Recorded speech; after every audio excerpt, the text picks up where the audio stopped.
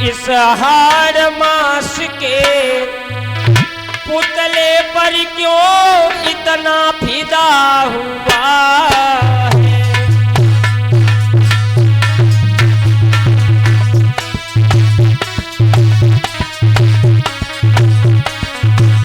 इस हाड़ मास के पुतले पर क्यों इतना फिदा हुआ है। हाड़ मास के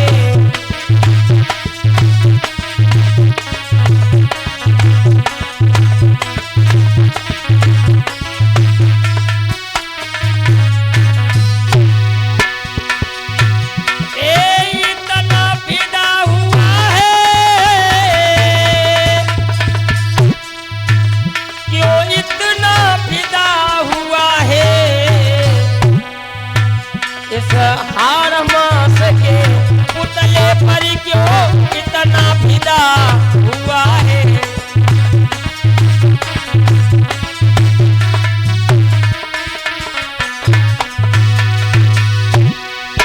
ये मकान बनायुर भंगा 3.5 हाथ का लंबा।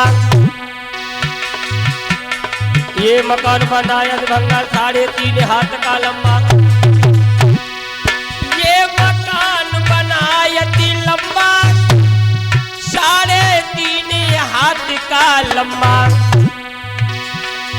तो मजबूत लगाई दे खंबा। अब अध पर मेता लाभ है जो मल से भरा हुआ है।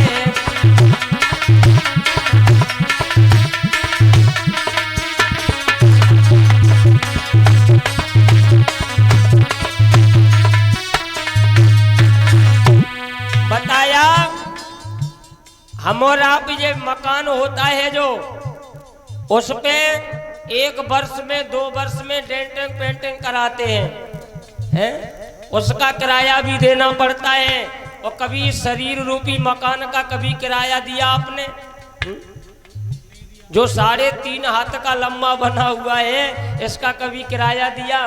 भगवान की कृपा से 2 सुंदर आंखें हैं, 2 कान हैं। भगवान की कृपा से 2 खम्मा लगे हुए हैं चलने के लिए पैर। कभी सोचा इसके बारे में? बताया इस हाड़ मास के पुतले पर क्यों इतना फिदा हुआ है।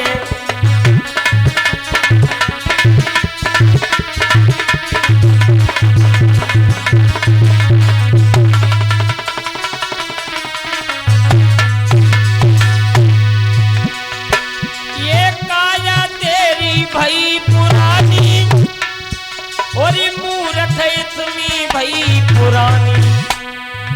अब बीच में ही तालाब है जो मल से भरा हुआ है।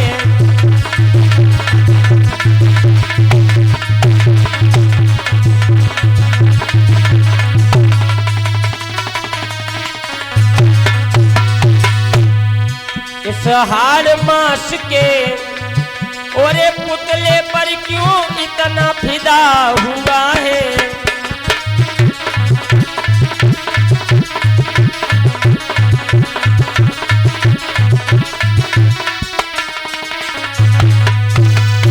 बताया आज सूत जी समझा रहे हैं शौनकादिक ऋषियों। आत्मदेव ब्राह्मण अपने बेटा धुंधकारी को समझा रहे, बेटा तुम्हारी खातिर हमने इतने कष्ट झेले, सब कुछ किया और आप ही ऐसे कर्म कर रहे हो, अब क्या किया जाएगा। आत्मदेव ब्राह्मण ने धुंधकारी को समझाया, पर धुंधकारी ने अपने पिता की एक भी बात नहीं मानी। और जब पिता की बात नहीं मानी, आत्मदेव ने मन में विचार किया, अरे जिस संतान की खातिर हम मरने के लिए गए वही संतान इतना अत्याचार कर रही। आत्मदेव ब्राह्मण ने अपना घर छोड़ दिया